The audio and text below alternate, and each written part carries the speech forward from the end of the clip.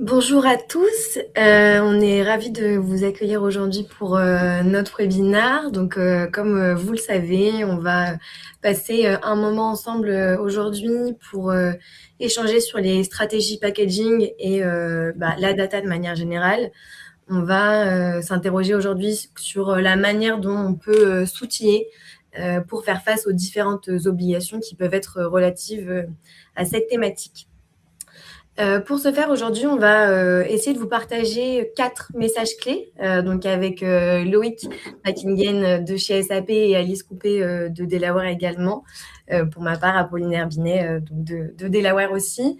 Les 4 messages clés qu'on va chercher à vous partager, sur lesquels on veut échanger avec vous aujourd'hui, c'est vraiment le fait que la gestion des emballages aujourd'hui, c'est plus un sujet qu'on peut dire elle est comme nice to have, c'est vraiment une tendance de fond qui s'impose à tous, portée par les réglementations REP d'une part, les taxes plastiques également, et bientôt d'autres réglementations à l'échelle européenne, par exemple, qu'on va pouvoir aborder. Ça va bien au-delà en fait d'un ajustement de process. C'est des vrais projets qui sont structurants, qui vont être à la croisée du métier de l'IT et qui vont venir transformer l'organisation, l'entreprise, la gouvernance et puis plus particulièrement les systèmes de données. Aujourd'hui, c'est quand même souvent des sujets qu'on voit portés par la finance, mais c'est le business qui en fait la réussite. Et justement, en fin de webinaire, on va vraiment s'intéresser à qu'est-ce que peut être une réussite dans ce type de projet, quel ROI on peut aller chercher vis-à-vis de l'ensemble de ces réglementations. Pour animer justement ce webinaire, on a prévu les 5 points clés. On va d'abord se présenter un peu plus en détail. Donc, qui sommes-nous, SAP et Delaware? On va prendre le temps quand même de parcourir les différents enjeux et challenges liés à la thématique, voir comment il nous incombe à chacun de les gérer. Après, on va pouvoir, grâce à Loïc, aller un peu plus dans le réel via un outil de SAP qui s'appelle RDP, donc Responsible Design and Production, avec des démos vraiment pour animer les propos. Et puis, avec Alice, on viendra également ajouter un peu de dimension projet. On a appelé cette partie de Packaging Journey, de voir comment est-ce qu'on peut se lancer dans des projets de fond, quelles sont les premières étapes, quels peuvent être les coûts qui sont relatifs, et encore une fois, surtout quels sont les ROI qu'on peut en tirer. Et puis, on prendra le temps de conclure l'échange. Vous allez le voir sur la partie droite de l'écran. Normalement, vous avez un espace questions, donc n'hésitez pas à l'utiliser, on les verra tout du long du webinaire et puis on prendra le temps de les parcourir en fin de session également. Donc en introduction, pourquoi SAP et Delaware? Donc SAP et Delaware sont deux entreprises d'envergure internationale qu'on retrouve dans de nombreux pays. Delaware est une entreprise qui est certifié Platinum Partner SAP, et je parle sous ton couvert Loïc, mais donc cette certification est en fait le plus haut de reconnaissance d'un partenaire SAP. SAP voilà, a toute une business unit maintenant qui est dédiée au sujet de développement durable, notamment ceux liés à l'emballage, sur lesquels tu travailles, Loïc. Et SAP, au-delà d'être un éditeur de logiciels que vous connaissez de par l'ERP, est un acteur particulièrement engagé sur ces thématiques de sustainability via différentes, notamment, certifications. SAP et Delaware, maintenant, c'est une histoire commune depuis plus de 20 ans. Donc, on vous a mis à l'écran quelques références communes. Il y en a de plus en plus sur des sujets des développements durables qui nous animent au quotidien, comme elles vous animent, on imagine, également.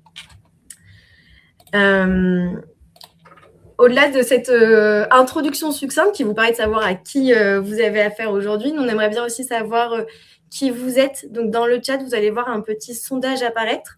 L'idée, c'est de savoir quel est votre niveau de maturité sur le sujet. Est-ce que vous êtes plutôt débutant? Est-ce que vous avez un niveau d'expertise relatif, ou est-ce que vous êtes déjà expert? Ça va nous permettre, avec Alice et Loïc, d'adapter notre discours tout du long. On reviendra sur le résultat juste à la fin de l'introduction pour voir si on a tous le même niveau de de connaissances et qu'on est tous à niveau pour poursuivre l'ensemble des chapitres. Pendant que vous répondez au sondage, on va commencer à s'attaquer au vif du sujet. Donc, on va pouvoir quand même regarder un peu quels sont les enjeux qui sont relatifs aux emballages aujourd'hui. Je pense que vous n'êtes pas sans savoir qu'on a un contexte global où on a une pression de plus en plus importante de l'ensemble des parties prenantes sur le fait que les entreprises puissent agir sur les déchets, sur les plastiques particulièrement et les emballages de manière globale. Avant d'être concernés en tant qu'entreprise, je pense que tous, en tant que consommateurs, c'est des sujets qui peuvent nous animer. En tout cas, c'est ce que retranscrivent les chiffres. On vous en partage que 2 ici, mais il y aurait 91% des consommateurs qui se disent préoccupés par les déchets plastiques. Je pense que tous, si on a la chance de se balader en ville ou de voyager, dès qu'on voit aller des déchets dans la nature, c'est quand même quelque chose qui nous interpelle et de plus en plus parce qu'on y est sensibilisé. Je pense que les sujets d'actualité aussi nous le rappellent au quotidien. Et de cette manière, de par cette préoccupation croissante, 82% des consommateurs, en fait, aujourd'hui, partagent être prêts à payer davantage un produit si l'emballage de ce dernier s'avère être plus écologique. Donc, c'est vraiment des chiffres qui ne sont pas anodins et qui peuvent déjà encourager les entreprises à traiter ces sujets. Maintenant, il y a aussi une pression grandissante des gouvernements qui vont appliquer là, pour le coup, une pression un peu plus coercive, là où les consommateurs peuvent l'être de manière plus spontanée. Il y a aujourd'hui quand même 175 pays qui se sont engagés à réduire de manière significative l'usage du plastique d'ici 2030. Parmi ces 175 pays, certains ont déjà des réglementations très actives. On va voir une petite carte juste après qui va mettre tout ça en lumière, mais il y en a qui sont déjà engagés depuis plusieurs années. Il y en a qui ont des deadlines qui sont avant 2030. En tout cas, il y a une vraie ambition commune des gouvernements sur l'ensemble de la surface du globe. Et ça se retranscrit en fait aujourd'hui par une soixantaine de dispositifs qu'on appelle REP, donc qui est la responsabilité élargie du producteur, ou alors même de taxes sur les emballages plastiques qui sont d'ores et déjà en place ou prévus dans les mois, années à venir. Donc, on se rend bien compte que de par l'ensemble de ces chiffres, si aujourd'hui on est une entreprise qui partage et commercialise des produits qui sont emballés, on va quand même avoir un certain nombre de sujets auxquels on va être confronté, d'autant plus si on les commercialise dans différents pays. On va être d'autant plus sensible et exposé à ces différentes thématiques. Dans l'objectif d'avoir des notions communes, on souhaitait vous partager quelques notions clés. Pour commencer ce webinaire, j'en ai déjà énuméré certaines. On va aujourd'hui beaucoup parler de REP. Donc, REP, c'est vraiment l'acronyme de la responsabilité élargie du producteur. C'est un mécanisme qui repose sur ce qu'on appelle le principe de pollueur-payeur.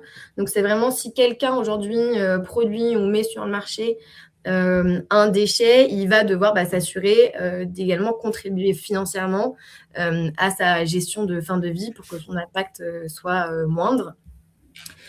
De la même manière, on voit de plus en plus de sujets autour des taxes plastiques qui sont là pour le coup vraiment des taxes financières appliquées, comme le nom l'indique, aux emballages plastiques. Les montants peuvent varier d'un pays à l'autre. Pareil, on va voir un exemple un peu plus concret dans quelques slides. Mais en tout cas, c'est quelque chose qui généralise et qui se globalise.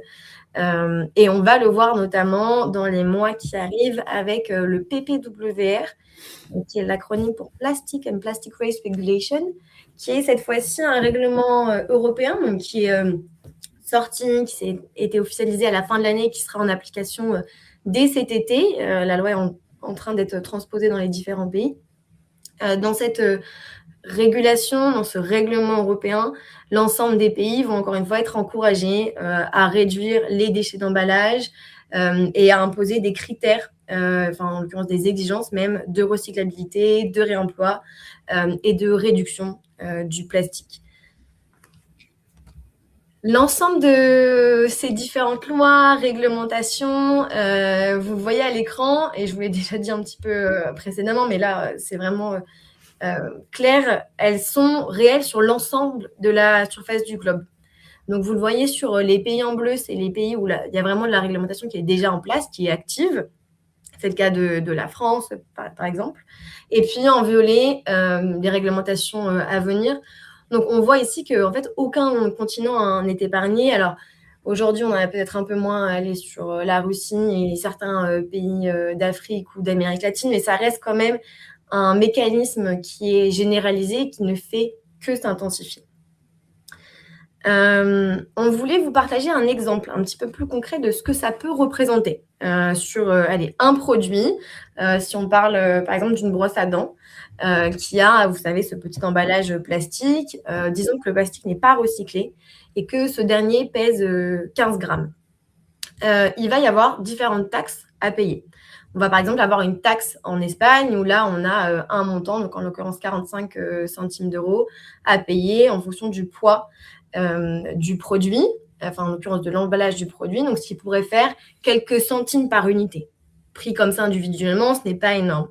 Mais si on commercialise cette brosse à dents aussi au Royaume-Uni, de la même manière, ici, on va avoir une nouvelle taxe à payer. Alors cette fois-ci, c'est ventilé s'il y a moins de 30% de l'emballage qui n'est pas recyclé. Dans ce cas-là, il faut payer une taxe sur cet emballage. Encore une fois, le montant à l'unité est moindre, mais si on vient commercialiser 1 million d'unités dans ces deux pays, tous les mois, ce qui est quand même quelque chose qui est vraisemblable, on peut vite devoir débourser plus de 10 000 euros de taxes. Donc, c'est des montants qui ne sont pas anodins, qu'on va chercher bien évidemment à contrôler un maximum, et puis surtout à essayer de réduire, parce qu'il ne s'agirait pas de se tromper dans sa déclaration et de prendre une amende en plus. Enfin, voilà. On va voir comment est-ce qu'aujourd'hui, c'est des sujets sur lesquels on peut aller chercher de l'optimisation et qui peut aussi être source d'innovation. Donc, qu'est-ce que tout ça implique ? Hop. On voulait vous remettre un peu les 4 points clés de l'introduction. Concrètement, vous l'avez vu, hein, c'est une tendance qui s'intensifie. Je pense qu'on peut dire que dorénavant, c'est incontournable. Tout le monde s'y met. C'est porté par les lois REP, par les taxes plastiques, bientôt par le PPWR au niveau européen. C'est des projets qui, donc, du coup, vont être des projets de transformation transversale. La gestion d'un emballage, et Alice va pouvoir vous en parler un peu plus en détail juste après, ça touche l'ensemble des départements d'une entreprise et ça demande la mise en place d'une gouvernance toute particulière pour arriver à traiter ces sujets. On en a parlé également en introduction, mais c'est vraiment une dualité entre le métier et l'IT. C'est des sujets sur lesquels on va avoir besoin d'énormément de données. On va avoir besoin de traçabilité, parce que, encore une fois, c'est des sujets qui vont être audités. Donc, on a vraiment besoin de ces doubles compétences. Et on aura l'occasion aussi d'y revenir un petit peu plus tard dans la présentation, mais c'est des sujets qu'on voit beaucoup portés par les départements financiers, parce qu'on parle de taxes, on parle d'argent, et pour autant qui sont vraiment réussis par le business. C'est vraiment pas à négliger. C'est motivé, comme on l'a vu, par ces implications financières.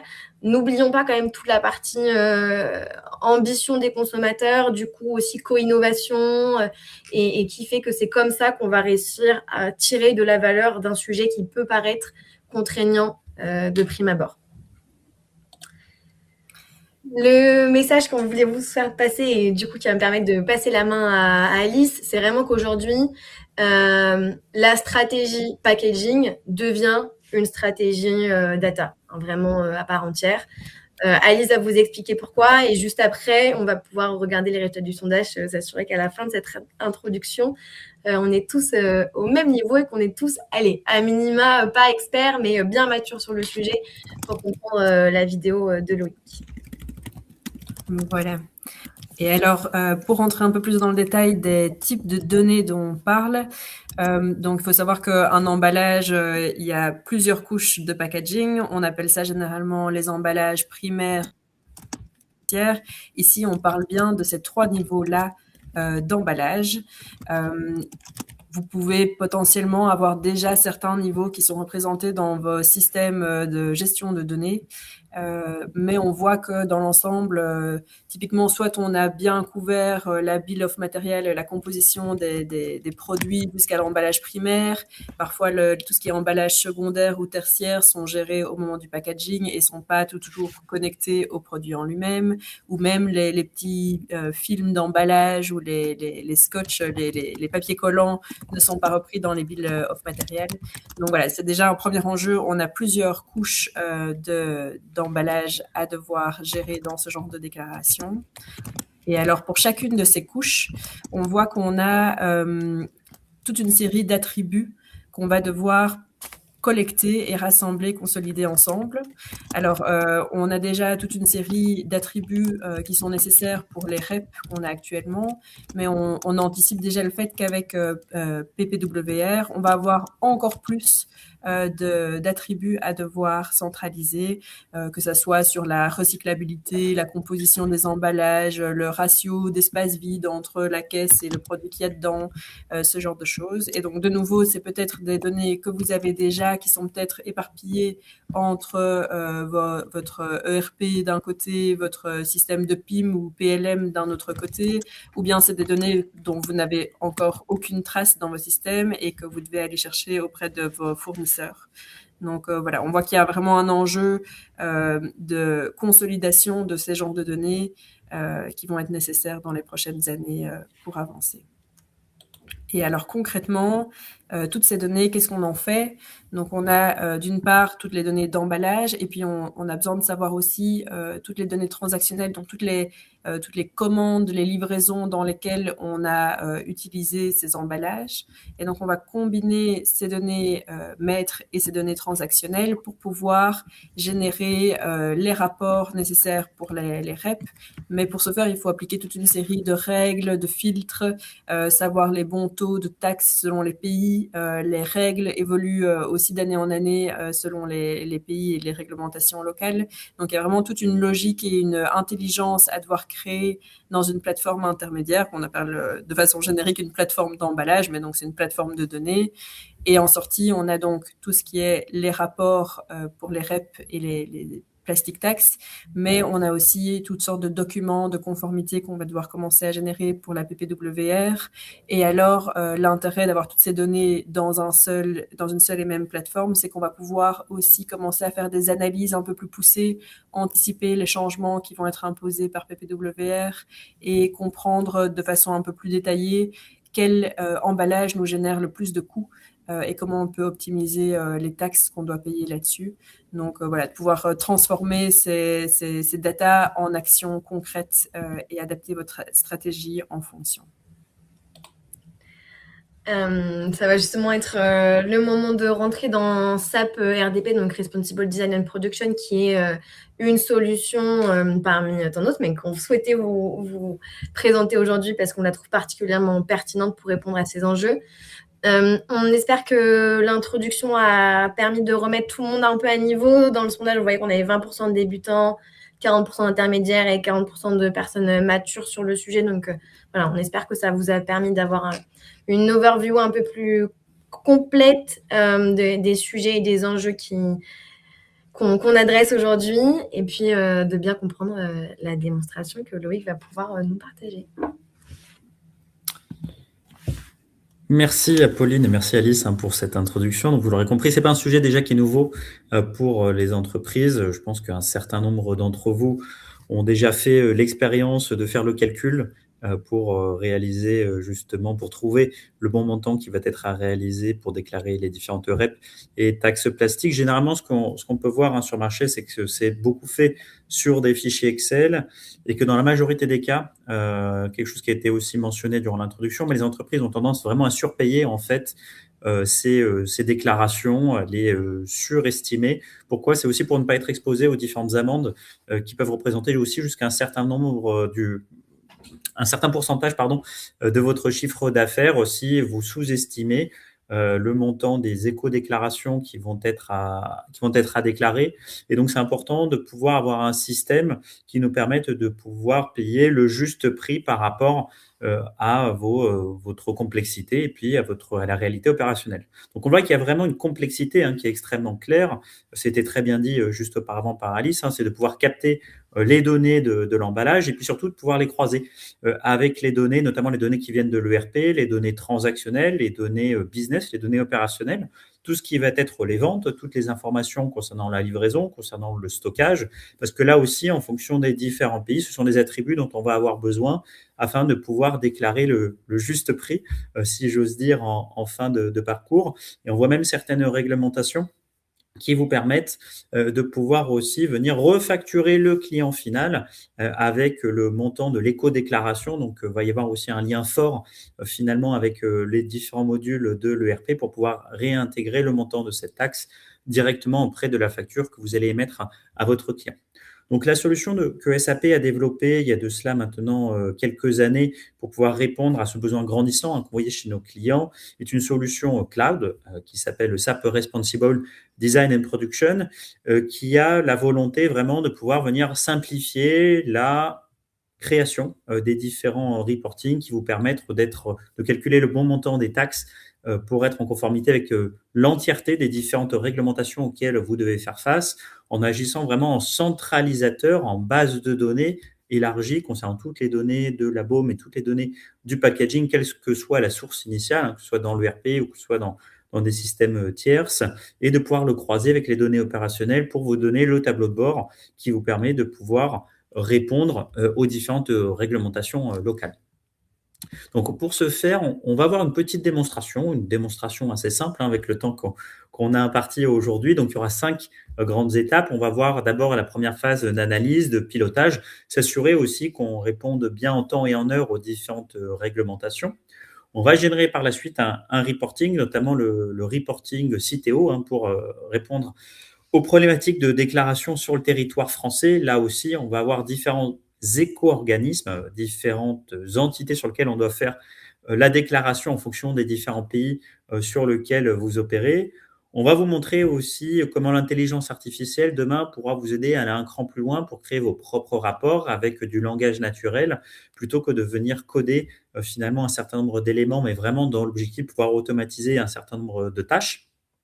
On va voir aussi tous les tableaux d'optimisation qui sont embarqués dans l'outil pour produit après produit être capable de trouver des leviers d'optimisation et demain d'aller encore un cran plus loin, de pouvoir définir vos propres règles de conception, vos propres règles d'éco-conception qui vont avoir pour objectif, d'améliorer la performance environnementale de votre entreprise, mais également de par l'amélioration de ce scoring environnemental, de pouvoir venir réduire le coût futur des éco-déclarations que vous allez devoir réaliser. Donc, la première étape qu'on va faire, c'est justement d'aller à l'intérieur de l'outil pour pouvoir avoir le tableau de bord. Donc là, vous devriez bien voir mon écran. Donc là, je suis connecté à l'application SAP Responsible Design and Production.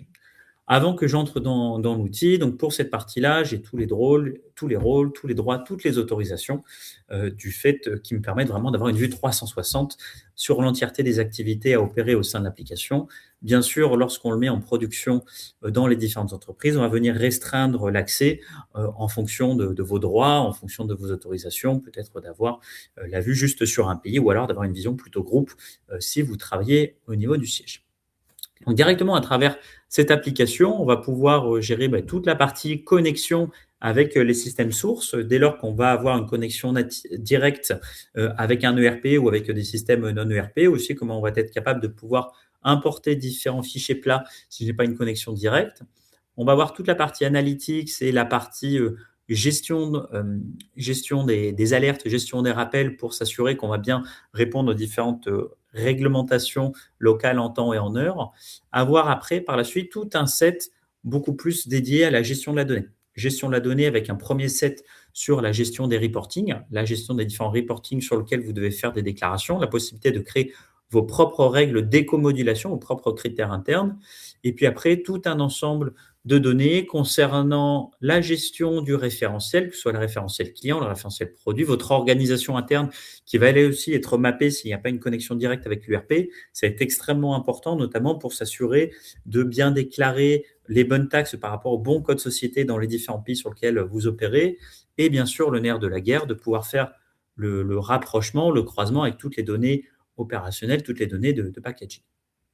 Donc, on va d'abord démarrer sur la partie au niveau des analyses.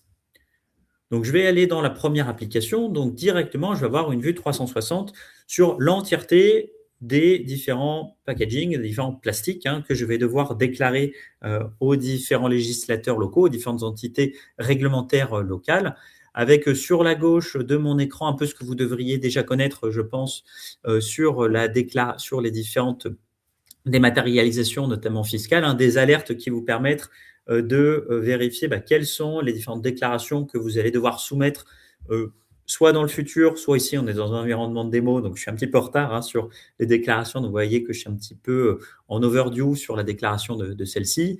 On va retrouver après les différentes matières principales que je vais devoir déclarer, tant d'un point de vue coût que d'un point de vue quantité, et tout un ensemble d'autres reporting qui vont être extrêmement utiles et pertinents pour pouvoir mener à bien la déclaration dans les différents pays.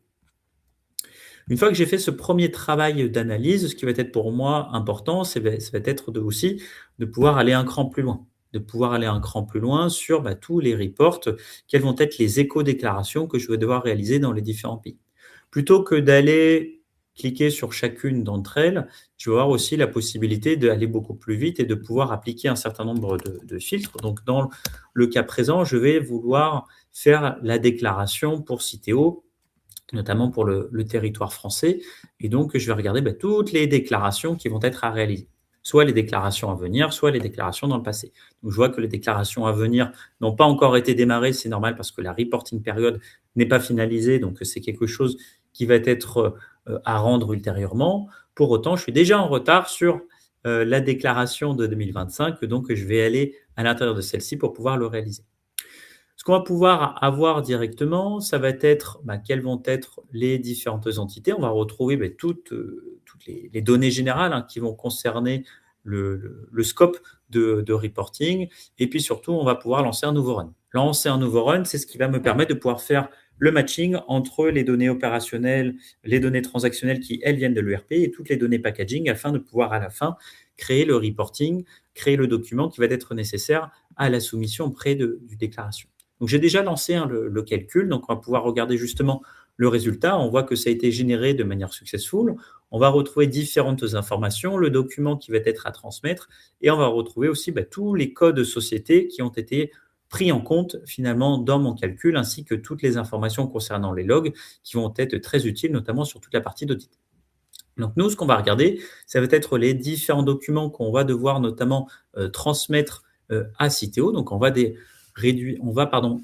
télécharger le premier document et on va venir l'ouvrir pour s'assurer d'une bonne conformité de déclaration.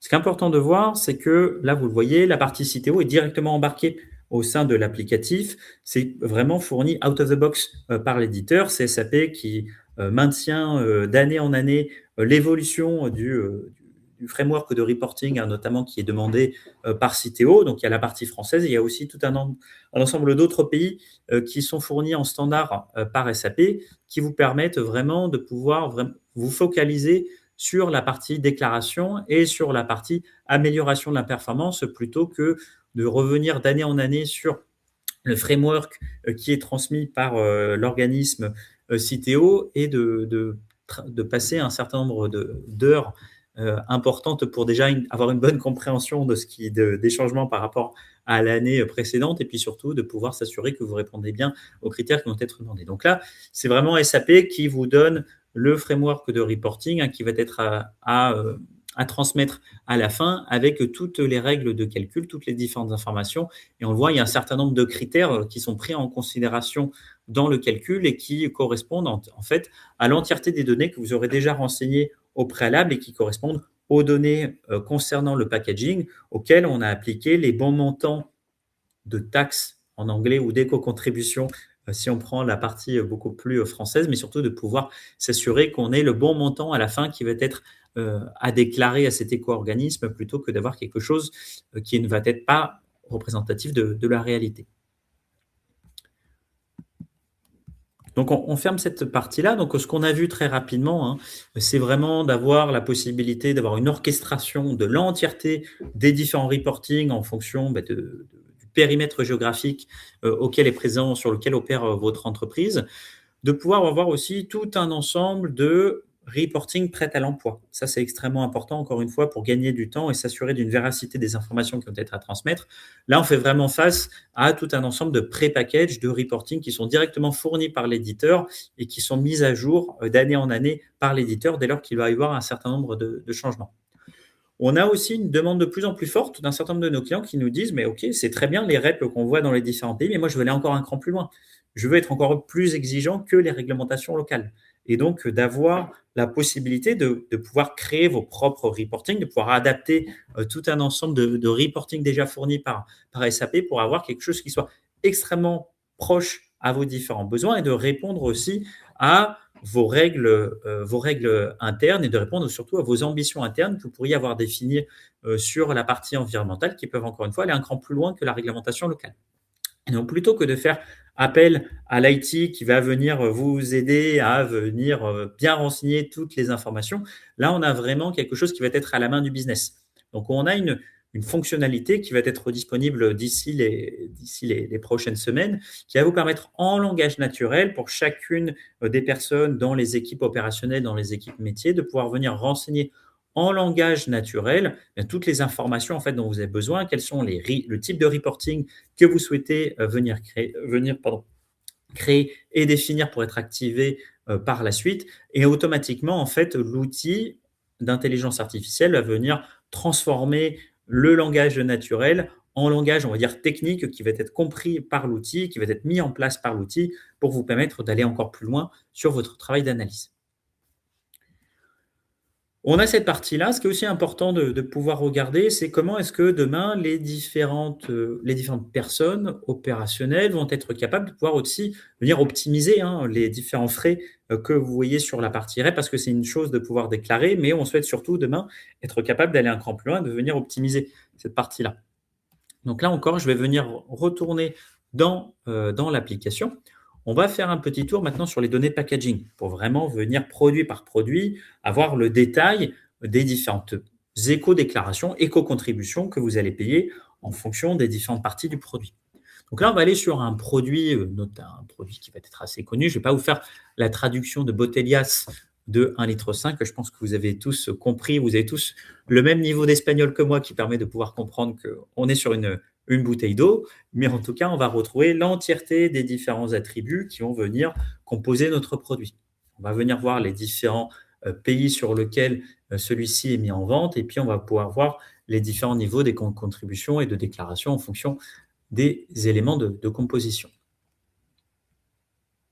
Alors bien sûr, sur mon système de démo que je n'ai pas relancé, c'est l'effet démo. On va venir le relancer sur cette partie-là. Je retourne au niveau du packaging, on le resélectionne et là, on va le voir charger beaucoup plus rapidement avec tous les différents pays. Donc, on a différents attributs qui vont venir concerner notre produit. On va voir tous les produits qui vont être assignés. Donc là, je vais être sur de l'eau parce qu'on pourrait très bien avoir un packaging qui soit répliqué sur tout un ensemble de produits qui peuvent être différents et de retrouver tout un ensemble d'autres règles que vous allez pouvoir soit déterminer vous-même, soit qui vont être héritées directement des différentes réglementations.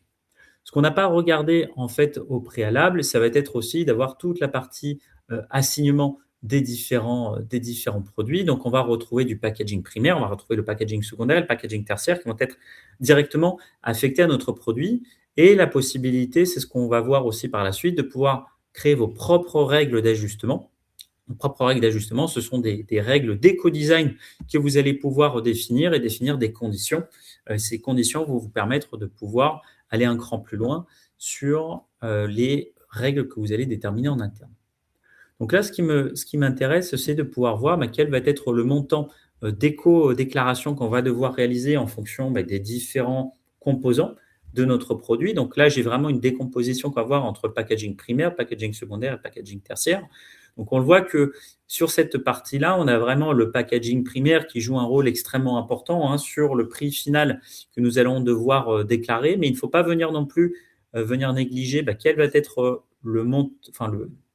l'utilisation du packaging tertiaire et du packaging secondaire par rapport au coût de l'éco-contribution finale que je vais devoir fournir. Donc, directement à travers cette représentation graphique, on va pouvoir venir jouer et puis venir aussi contacter les équipes de R&D pour pouvoir aussi trouver des alternatives sur les différents éléments qui composent notre packaging afin de pouvoir venir travailler sur une optimisation de ces coûts à l'avenir.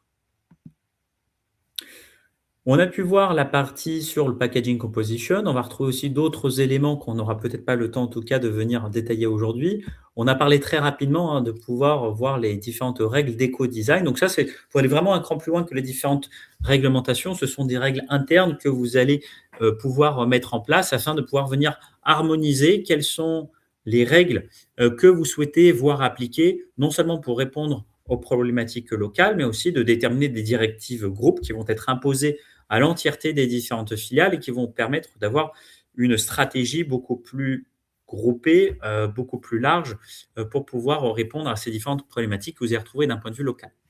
Donc, ces différentes règles, c'est vous qui allez pouvoir les déterminer. On va en regarder l'une pour avoir une petite idée de la manière dont elle est opérée. Donc, on va avoir différentes conditions qui vont pouvoir être appliquées et qui vont vous permettre de pouvoir définir aussi par la suite, derrière, ce qu'on va appeler des éco-modulations, de pouvoir appliquer des tarifs, notamment également des règles internes qui vont nous permettre d'avoir une vraie vision sur qu'est-ce que vont être les caractéristiques principales qui vont vous permettre de pouvoir venir améliorer notamment le scoring, que ce soit le scoring interne, mais également le scoring pour pouvoir répondre aux différentes réglementations.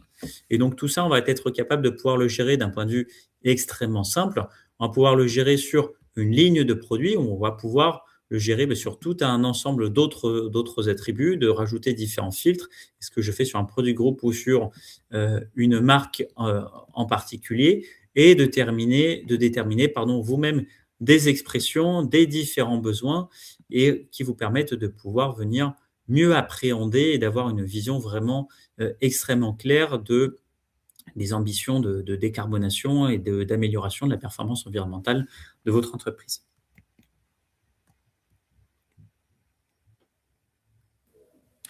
Voici pour cette démonstration extrêmement rapide. On en a conscience de l'outil SAP Responsible Design and Production. Généralement, il y a aussi une question qui vient extrêmement rapidement par la suite, c'est comment est-ce qu'on va être capable de pouvoir venir automatiser cette partie-là. Je suis peut-être pas aussi, notamment sur la dernière version de l'ERP SAP S/4HANA.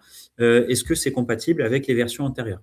Donc, effectivement, c'est un outil qui se veut le plus agnostique possible. Donc, c'est un outil, effectivement, qui se connecte extrêmement bien à SAP S/4HANA pour pouvoir récupérer toutes les informations opérationnelles dont on a parlé, mais qui se connecte aussi sur des ECC, donc sur des ECC à partir du niveau EHP 7, pour être extrêmement technique sur cette partie-là et de s'assurer d'une bonne réplication des différentes données. Et on a également un certain nombre de nos clients qui l'utilisent aussi en standalone dès lors que vous avez un schéma de migration vers S4, mais que celui-ci n'est pas encore opérationnel, plutôt que de refaire plusieurs branchements techniques. On a un certain nombre de clients qui aussi l'utilisent avec des imports de fichiers plats pour pouvoir venir récupérer et calculer l'entièreté des différents calculs qui vont permettre de répondre aux réglementations locales. Voilà. Alors, vous l'aurez compris, SAP RDP répond assez bien aux différents enjeux d'emballage. Donc, à notre sens, c'est vraiment une plateforme d'emballage qui est tout à fait bien connectée pour répondre à ces enjeux.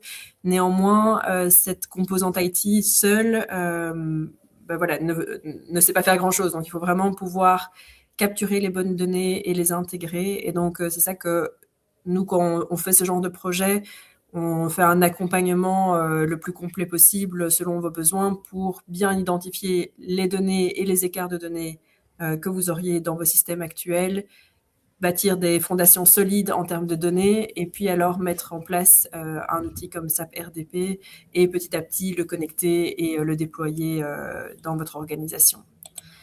Et si on regarde au retour d'expérience des projets qu'on a déjà eu sur ce genre d'implémentation, voilà, ce qui est clé, c'est vraiment d'embarquer une équipe complète avec le métier, de vraiment travailler sur la donnée. C'est un élément 100% clé de la réussite du projet, de bien intégrer les données, de faire les choses petit à petit, peut-être commencer par 1, 2 pays et puis de petit à petit faire un rollout vers plus de pays ou plus de catégories de produits. Et alors de définir une gouvernance claire et un change management très complet pour être sûr, comme c'est des nouvelles données potentiellement et des nouveaux processus, de s'assurer que la gouvernance soit bien établie en amont du Go Live. Pour arriver doucement vers la conclusion de ce webinaire, on souhaitait aussi vous donner des enveloppes de ce que peut représenter ce type de projet. Forcément, ça va dépendre de la typologie d'entreprise, du nombre de REP ou de taxes plastiques ou de normes de manière générale auxquelles vous êtes soumis. Mais nous, on aime bien travailler en t-shirt sizing.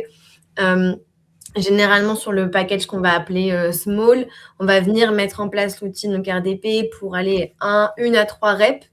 Donc standard, c'est ce que Loïc vous expliquait. Il y a beaucoup de pays qui sont en standard dans RDP. Pour ces reps-là, plus un accompagnement qui pour nous est essentiel. Alice vient de le rappeler, un peu de vous expliquer où se trouve la donnée, comment on s'assure que tout ce qui va remonter dans RDP est clean et va permettre à la solution de fonctionner de la manière la plus pertinente possible. On est souvent sur une enveloppe de moins de 30 000 €. Si on monte un peu au step du dessus avec donc davantage de reps, là on va passer à 3 à 5 reps toujours en standard. On va commencer à aller travailler davantage sur le mapping dans SAP pour avoir quelque chose de plus granulaire, plus précis, et puis même venir mettre en place certaines extractions. Là, on va être dans des enveloppes entre 50 et 60 000 €. Et puis, bien évidemment, on a des groupes d'envergure encore plus importantes qui parfois sont soumis à plus d'une dizaine de reps ou de réglementations de manière générale. On va venir enrichir l'ERP. Et puis, on va même pouvoir créer des interfaces SAP ou via d'autres systèmes, parce que parfois, tout n'est pas hébergé au même endroit. Là, forcément, ça va être des enveloppes qui vont être plus importantes et qu'on va venir définir en fonction de l'ensemble de ces hypothèses. Quel que soit le projet et sa typologie, donc small, medium ou large, on arrive quand même sur un ROI qui est très intéressant. C'est-à-dire que on l'a vu en introduction, c'est souvent des projets qui initialement sont subis, mais on arrive à créer de la valeur. Je pense que, j'ose espérer que ça transparaît, mais déjà, vous allez forcément passer moins de temps à mettre à niveau votre déclaration parce que il y a beaucoup de choses qui sont portées par RDP. Donc, vous allez pouvoir redonner du temps à vos équipes sur les plans d'action plutôt que sur la déclaration. De la même manière, vos données vont être davantage fiables. On a vu qu'il y a une piste d'audit qui est vraiment traçable tout du long. Et puis, la mise à niveau des formats de déclaration aussi portés par l'éditeur. Donc, forcément, ça rassure et ça évite de payer un peu plus pour se protéger des amendes. Et c'est donc vraiment ce troisième point qu'on voit, c'est cette... au-delà du ROI très concret, c'est éviter de payer davantage et de revenir vraiment sur quelque chose d'optimal. Et puis, le dernier point peut-être qu'on souhaitait vous partager, c'est qu'aujourd'hui, oui, c'est réglementaire. Demain, il se peut que vous ne puissiez plus commercialiser certains de vos produits parce qu'un certain type d'emballage ne sera plus autorisé. Et avec toute la partie analytique, ça permet vraiment d'anticiper ce genre de situation. Donc, on a un ROI concret qui est positif, mais qui évite aussi un ROI qui peut très vite être négatif si jamais on ne commence pas à s'y confronter dès demain. On espère que tout du long du webinaire, vous avez pu bien prendre conscience de cette tendance qui s'accélère sur l'ensemble de la surface du globe, de vraiment du besoin complémentaire des métiers qui vont venir gérer l'ensemble des typologies de données et de packaging, appuyés bien évidemment par l'IT. Cette transformation globale de par la gouvernance que Loïc et Alice ont pu vous expliquer, et puis un ROI qui est intéressant et qui permet vraiment de partir dans ce projet, non pas de manière contraignante, mais avec une vraie valeur ajoutée pour l'entreprise. Je pense que c'est vraiment le message qu'on voulait vous faire passer aujourd'hui tous les trois. Je viens de voir que Paul vous a mis un petit message dans le chat en vous disant que surtout n'hésitez pas à nous partager toutes vos questions suite à ce webinaire sur nos mails respectifs. Vous allez pouvoir retrouver aussi le replay sur nos différentes chaînes. Et puis, on était ravis de pouvoir partager ce moment avec vous. On espère qu'il vous aura apporté autant qu'on le souhaitait.